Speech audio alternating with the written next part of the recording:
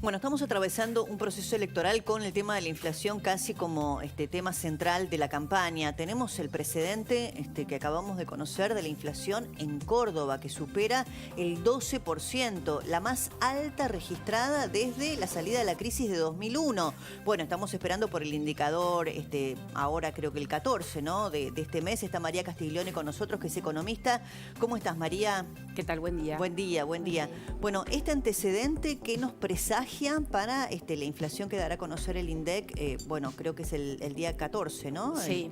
Bueno, está en línea con lo que en CIT, en la consultora, vamos relevando y de hecho la mayoría de las consultoras privadas que difundieron la inflación. Nosotros seguimos todos los días los datos y en nuestro caso, en el Gran Buenos Aires, nos dio un 11% promedio la inflación, pero esto de vuelta es un promedio, lo mismo que en el caso de Córdoba, del relevamiento de los precios a lo largo del mes contra el promedio del mes anterior.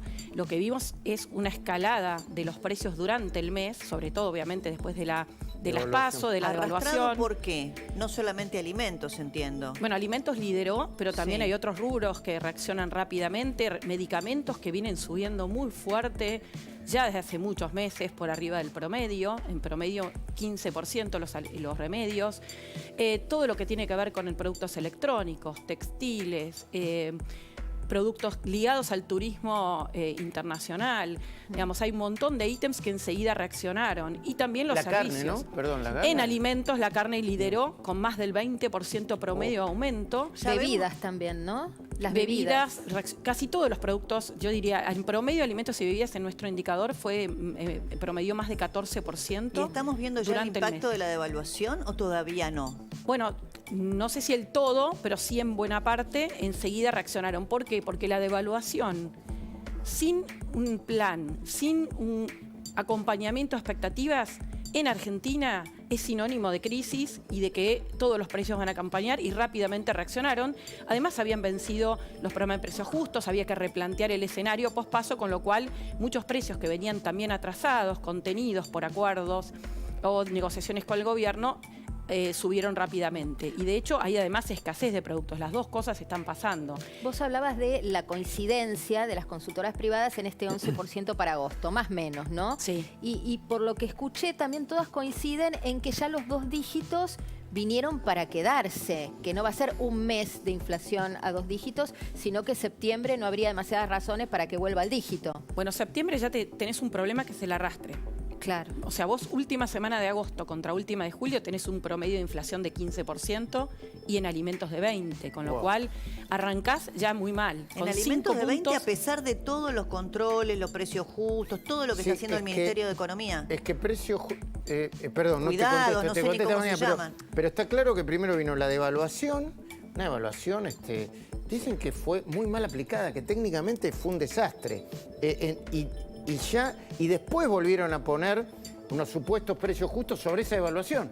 Tal cual. Y además el acuerdo nuevo no abarca menos productos, claro. Con lo cual, bueno, y además lo que viene pasando siempre, esto genera no solo que la inflación sea muy alta, sino que además hay problemas con los que no están en el programa de precios justos, que de hecho había un relevamiento también de unos que evalúan, no me acuerdo el nombre, ayer salió publicado, que relevan en lo que son almacenes de barrio, donde la inflación, o sea, el aumento de precios fue mucho más fuerte y tiene que ver con esto, ¿no? No tienen cómo financiar. Perdón, ¿y el alquiler y las expensas? ¿Los alquileres y las expensas están en eso, en el impactan la inflación? Bueno, esto impacta ¿en qué sentido? En el caso de las expensas, por ejemplo, la reapertura de paritarias de encargados, por ejemplo, enseguida impacta ahí. Bueno, paritarias, o sea que no tienen paritarias, los encargados autoaumentan. Permanente modificación de los salarios, y esto lo estamos viendo en la mayoría de los sectores. Y acá el problema no fue solo la devaluación del oficial, sino que además los dólares financieros duraron un día con una brecha más chica y reaccionaron y aumentaron incluso más que lo que aumentó el dólar oficial. Y esto marca el problema de fondo, que es que el gobierno vuelve a aplicar la misma receta, que es tratar de tapar las consecuencias y no las causas de la inflación. Luego anunció el paquete de plan platita, el bono, digamos, ese plan platita medio, digamos, el de los 700.000 millones, el de los 700.000 claro, millones. No es plan platita, es plan justicia. Justicia, dijo Alberto. Pero esto, el problema que es medio punto al PBI del gobierno nacional. De Estamos hablando del aumento al plan potenciar y a la tarjeta alimentar. No, y los jubilados. Y las sumas fijas.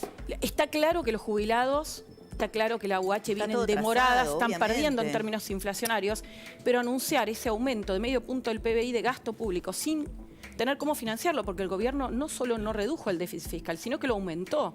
Y se acordó con el Fondo Monetario, la última revisión, que iba a revertir esto, ¿no? Y no hay ninguna señal de ajuste fiscal. ¿En qué sentido? De reducir el déficit fiscal. Cuando no se reduce el déficit, se financia con emisión monetaria. Entonces la lectura enseguida de los argentinos fue esa. Y entonces el jubilado que recibe algo de recursos, por lo menos podrá compensar esa mayor inflación con lo que le va a ingresar, pero solo los de la mínima lo van a tener. Todo el resto sigue perdiendo y va a tener que afrontar la inflación. ¿Y cómo con lo juega cual, acá el hecho, primero, de que el ministro sea candidato? Bueno, lo estás explicando porque toma medidas de emisión monetaria. Pero la misma incertidumbre electoral, ¿cómo impacta en la inflación? El hecho de que la elección no esté definida. bueno, hoy no hay un ancla y eso complica muchísimo. No hay un ancla y no se sabe qué va a pasar. Hay una total incertidumbre. De hecho, de acá al 22 de octubre, el gobierno lo que va a apostar es a sostener este dólar oficial en 3.50, perdiendo reservas, porque cuando uno mira, a pesar de que se devaluó, de que hay incentivos para exportar, por ahí el Banco Central, conteniendo importaciones, que ese es otro problema, y esto está impactando la actividad económica, ¿no? Fuertemente, logra comprar algunos dólares, pero los vende por otro lado para sostener Claro. los dólares financieros. La semana pasada, por ejemplo, el Banco Central compró, no recuerdo, 200 millones de dólares, ¿puede ser en total? En el neto. Compró neto. 1.200, pero vendió 1.000 para sostener los tipos de cambio financieros, con lo cual, y además hay que tener en cuenta que los dólares que recibió del Fondo Monetario se van a tener que usar para los vencimientos que tenemos con el propio organismo, con lo cual no es que hay dólares que sobran. El Banco Central sigue estando en una situación Ahora, muy complicada de María, reservas. una de las cosas que está teniendo esta campaña, esta etapa de la campaña, que para mí es positiva, es que se empiezan a discutir o empiezan a llegar a todos nosotros, los ciudadanos a pie, datos que parecen muy complejos. Si uno plantea el debate, aunque es indirecto, que tienen Melconian y Milei, está claro que Melconian dice, en Argentina no se puede dolarizar porque no hay dólares. La metáfora de los tucos, Fideo de con que te tuco. invitan a comer fideo con tuco y no hay ni tuco ni fideo. Y Milei dice, bueno, a ver, yo le contestó a Milei, después lo voy a poner porque revisé la entrevista con Milei que le hizo José El Río y le contesta Milei a Melconian diciendo, si vos querés mantener el Banco Central, sos un corrupto porque el Banco Central es un antro de corrupción.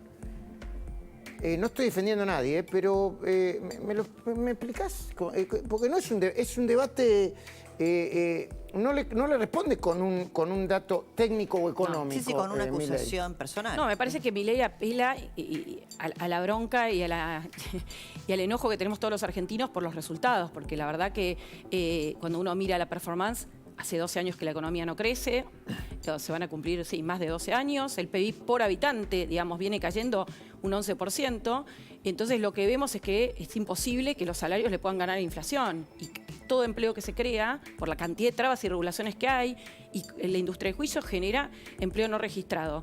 Entonces esa frustración, digamos, se canaliza y bueno, Milei creo que encontró un instrumento interesante. Ahora, Creo cuando que uno igualmente mira... la dolarización, él ya la ha relativizado, ¿o me equivoco? Bueno, es raro No eso. está claro. Yo, o por lo menos no tengo. Por lo menos en los tiempos, ¿no? En los tiempos, creo, Bueno, pero el porque él punto- sostiene que tiene 5 planes de dolarización. No, acá yo creo que son dos cuestiones. La primera es qué hace la mayoría de los países, y no digo comparándonos con Europa o Estados Unidos, qué hacen nuestros vecinos, qué hacen en América Latina, salvo Ecuador o tal vez El Salvador. Todos los demás apelaron a otro instrumento, mantuvieron su Banco Central y han logrado que ese Banco Central sea un Banco Central respetado, independiente, que se ocupa de bajar la inflación y con éxito. Obviamente que no es de un día para el otro, pero la verdad que tener un esquema de dolarización tiene dos problemas. Primero es cómo dolarizamos, en qué circunstancias, cómo conseguimos los dólares.